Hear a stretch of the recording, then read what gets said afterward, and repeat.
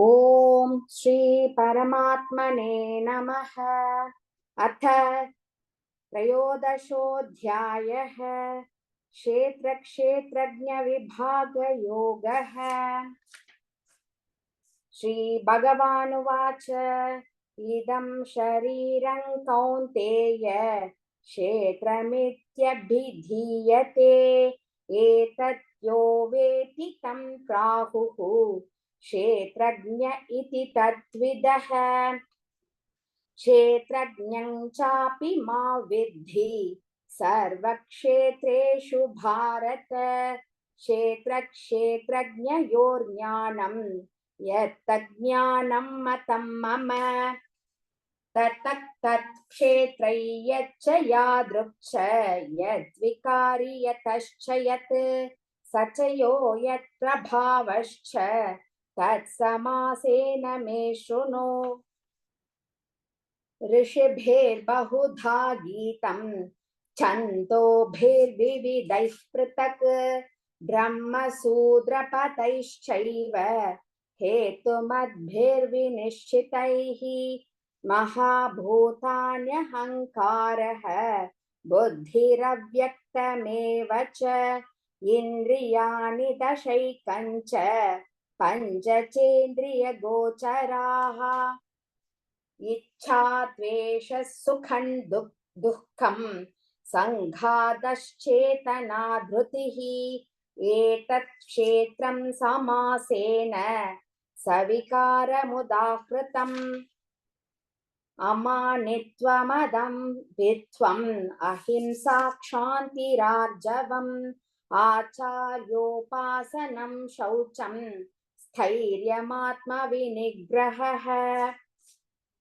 इन्द्रियार्थेषु वैराग्यम् अनहङ्कार एव च जन्म मृत्युजरा व्याधि दुःखदोषानुदर्शनम् असक्तिरनभिष्वङ्गः पुत्रदारगृहादिषु नित्यं च समचित्तत्वम् इष्टानिष्टोपपत्तिषु। मयि चानन्ययोगेन भक्तिरव्यभिचारिणी विविक्तदेशसेवित्वम् अरतिर्जनसंसदि अध्यात्मज्ञाननित्यत्वम् तत्त्वज्ञानार्थदर्शनम् एतज्ज्ञानमिति प्रोक्तम् अज्ञानै यदतोऽन्यथा ज्ञेयै यत्तत् प्रवक्ष्यामि यज्ञात्वामृतमश्नुते अनादिमत्परं ब्रह्म न सत्तन्नासदुच्यते। सर्वतः पाणिपादं तत् सर्वतोक्षिशिरोमुखं सर्वतः श्रुतिमल्लोके सर्वमावृत्य तिष्ठति। सर्वेन्द्रियगुणाभासं सर्वेन्द्रियविवर्जितम् असक्तं सर्वभृच्चैव निर्गुणं गुणभोक्तृषु असक्तं सर्वभृच्चैव त्रिगुणं गुणभोक्तृ च बहिरन्तश्च भूतानाम् अचरं चरमेव च सूक्ष्मत्वात् तदविज्ञेयम् दूरस्थं चान्तिके च तत्। अविभक्तं च भूतेषु विभक्तमिव च स्थितं भूतभर्तृ च तज्ज्ञेयम् ग्रसिष्णुप्रभविष्णु च ज्योतिषामपि तज्ज्योतिः तमसः परमुच्यते। ज्ञानं ज्ञेयं ज्ञानगम्यं हृदि सर्वस्य विष्ठितम्। इतः क्षेत्रं तथा ज्ञानं ज्ञेयं चोक्तं समासतः मद्भक्तये तद्विज्ञाय मद्भावायोपपद्यते। प्रकृतिं पुरुषं चैव विध्यनादि उभावपि विकारांश गुणांश्चैव विद्धि प्रकृतिसम्भवान्। कार्यकारणकर्तृत्वे हेतुः प्रकृतिरुच्यते पुरुषः सुखदुःखानां भोक्तृत्वे हेतुरुच्यते पुरुषः प्रकृतिस्थो तो हि भुङ्क्ते प्रकृतिजान् गुणान् कारणं गुणसङ्गोऽस्य सदसद्योनिजन्मसु उभद्रष्टानुमन्ता च भर्ता भोक्ता महेश्वरः परमात्मेति चाप्युक्तः देहेऽस्मिन् पुरुषः परः य एवं वेति पुरुषं प्रकृतिं च गुणैः सह सर्वथा वर्तमानोऽपि न स भूयोऽभिजायते ध्यानेनात्मनि पश्यन्ति केचिदात्मानमात्मना अन्ये साङ्ख्येन योगेन कर्मयोगेन चापरे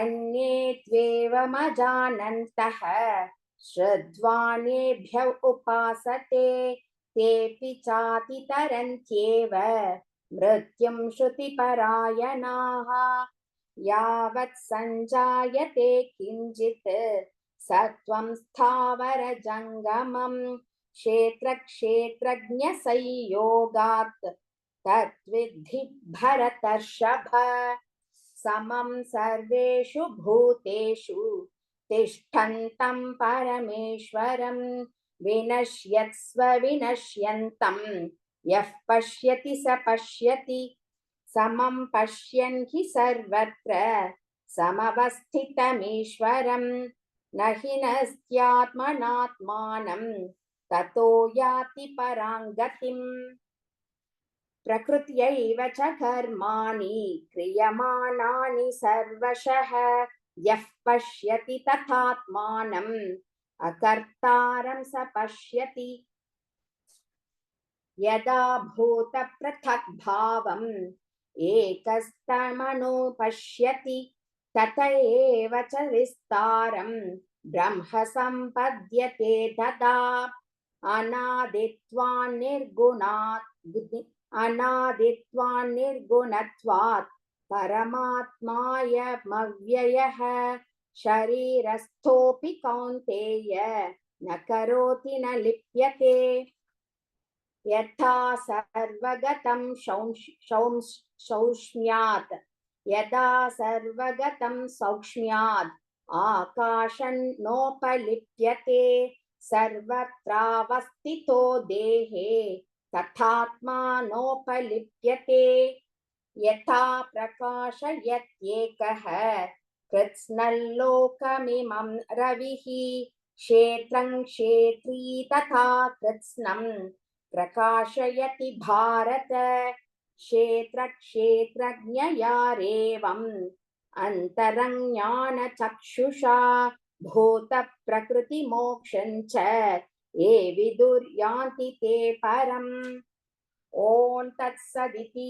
श्रीमद्भगवद्गीतासु उपनिषत्सु ब्रह्मविद्याया योगशास्त्रे श्रीकृष्णार्जुनसंवादे क्षेत्रक्षेत्रज्ञविभागयोगो नाम त्रयोदशोऽध्यायः। ॐ श्रीपरमात्मने नमः। श्रीमद्भगवद्गीता अथ चतुर्दशोऽध्यायः। गुणत्रयविभागयोगः। श्रीभगवानुवाच परं भूयः प्रवक्ष्यामि ज्ञानाज्ञानमुत्तमं यज्ञात्वा मुनयः सर्वे परां सिद्धिमितो गताः इतं ज्ञानमुपाश्रित्य मम साधर्म्यमागताः सर्गेऽपि नोपजायन्ते प्रलये नोव्यथन्ति च मम योनिर्महद्ब्रह्म तस्मिन् गर्भन्तधाम्यहं सम्भवः सर्वभूतानां ततो भवति भारत सर्वयोनिषु कौन्तेय मूर्तयः सम्भवन्ति याः तासां ब्रह्म महद्योनिः अहं बीजप्रतः पिता सत्त्वं रजस्तम इति गुणाः प्रकृतिसम्भवाः निबध्नन्ति महाबाहो देहे देहिनमव्ययम् तत्र सत्त्वं निर्मलत्वात् प्रकाशकमनामयम् सुखसङ्गेन बध्नाति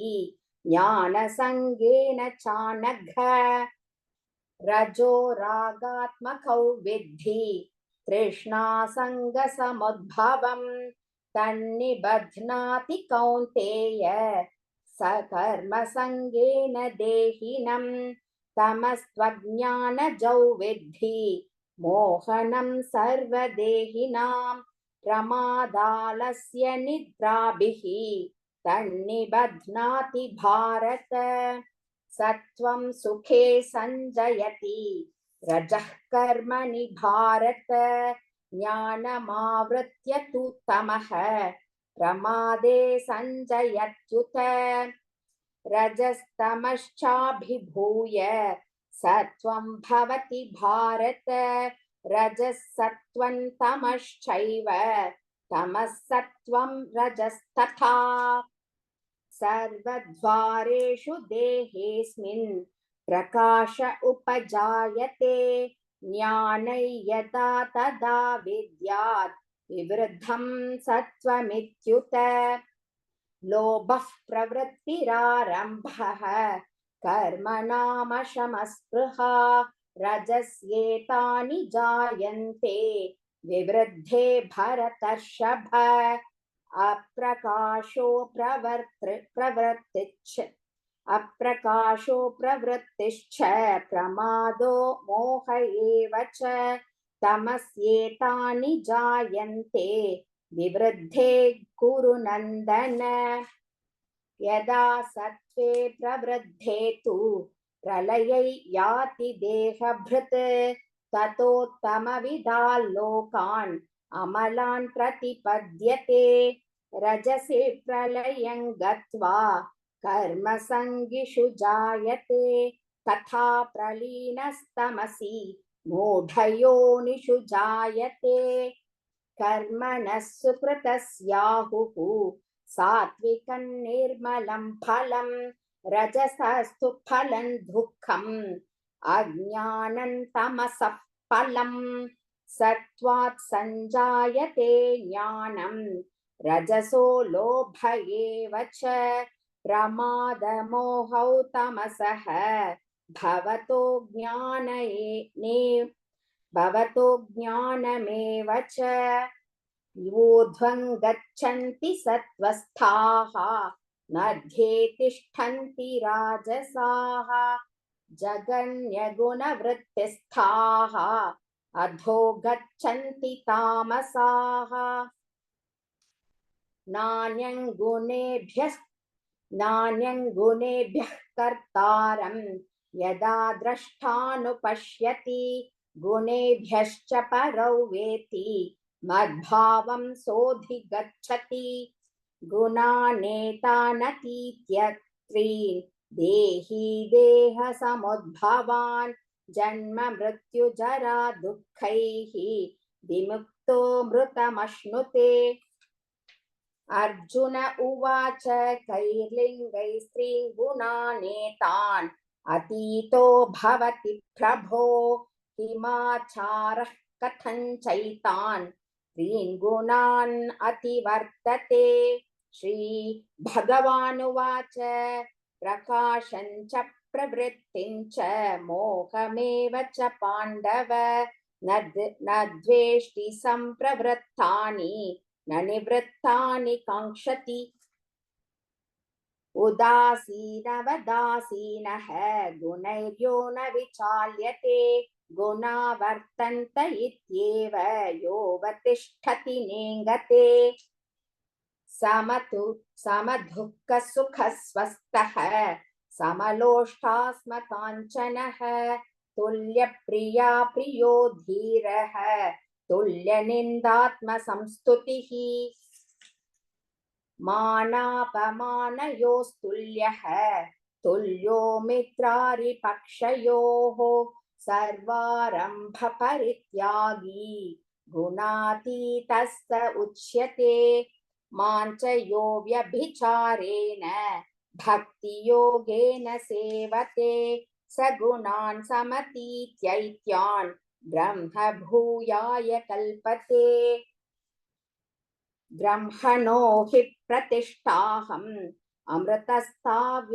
अमृतस्याव्ययस्य च शाश्वतस्य च धर्मस्य सुखस्यैकान्तिकस्य च ॐ तत्सदिति श्रीमद्भगवद्गीतासु उपनिषत्सु ब्रह्मविद्याया योगशास्त्रे श्रीकृष्णार्जुनसंवादे गुणत्रयविभागयोगो नाम चतुर्दशोऽध्यायः।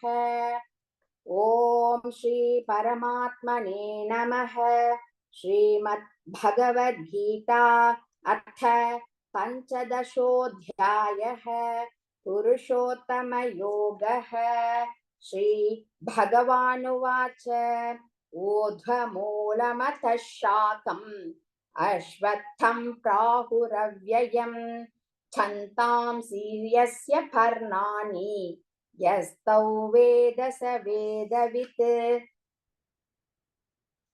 अधश्चोर्ध्वं प्रसृतास्तस्य शाखाः गुणप्रवृद्धा विषयप्रवालाः अथश्च मूलान्यनुसन्ततानि कर्मानुबन्धीनि मनुष्यलोके न रूपमस्येह तथोपलभ्यते नान्तो न चादिर्न च सम्प्रतिष्ठा अश्वत्थमेनं सुविरूढमूलम् असङ्गशस्त्रेण दृढेन चित्वा ततः पदं तत्परिमार्गितव्यं यस्मिन् गता न निवर्तन्ति भूयः तमेव चाद्यं पुरुषं प्रपद्ये यतः प्रवृत्तिः प्रसृता पुराणी निर्माणमोहाजितसङ्गदोषाः अध्यात्मनित्या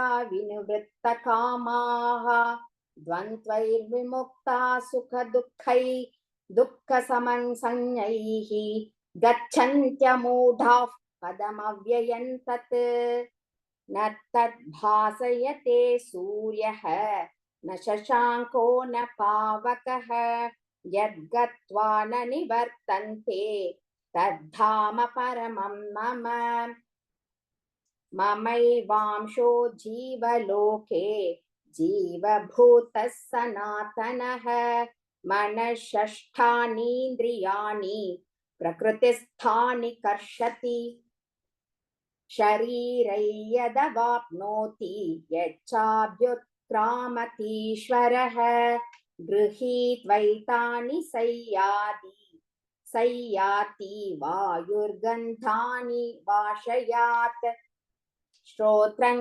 चक्षुस्पर्शनं च रसनं घ्राणमेव च अधिष्ठाय मनश्चायं विषयानुपसेवते उत्क्रामन्तं स्थितौ वापि पुञ्जानौ वा गुणान्वितं विमूढानानुपश्यन्ति ज्ञानचक्षुषः यतन्तो योगिनश्चैनं पश्यन्यात्मन्यवस्थितं यतन्तोऽप्यकृतात्मानः नैनं पश्यन्त्यचेतसः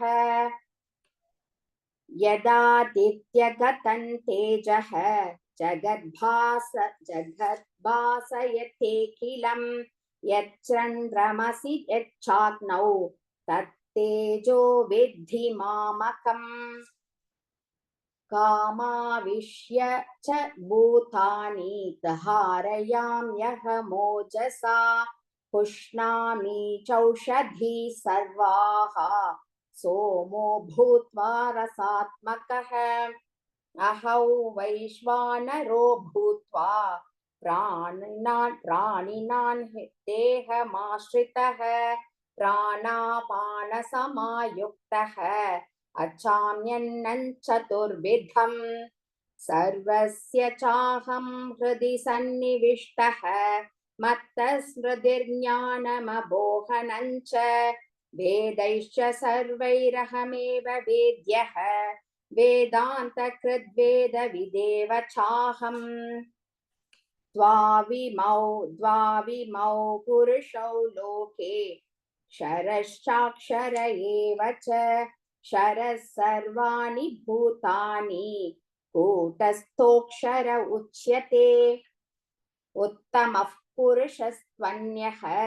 परमात्मेत्युदाहृतः यो लोकत्रयमाविश्य बिभर्त्यव्यय ईश्वरः यस्माक्षरमतीतोऽहम् अक्षरादपि चोत्तमः अतोऽस्मि लोके वेदे च प्रतितः पुरुषोत्तमः यो मामेवमसम्मूढः जानाति पुरुषोत्तमं स सर्वविद् भजति मां सर्वभावेन भारत इति गुह्यतमं शास्त्रम् इदमुक्तं मया नघ एतद्भूत्वा बुद्धिमान् स्यात् कृतकृत्यश्च भारत ॐ तत्सदिति श्रीमद्भगवद्गीतासु उपनिषत्सु ब्रह्मविद्यायां योगशास्त्रे श्रीकृष्णार्जुनसंवादे पुरुषोत्तमयोगो नाम पञ्चदशोऽध्यायः।